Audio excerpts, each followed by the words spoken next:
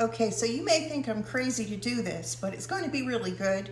So I'm going to pre-steam my asparagus so that it's just about done. Just warming it up would complete the cooking, basically. So when I do that, I'm going to steam it, pull it off, put it under ice, and put it in the refrigerator.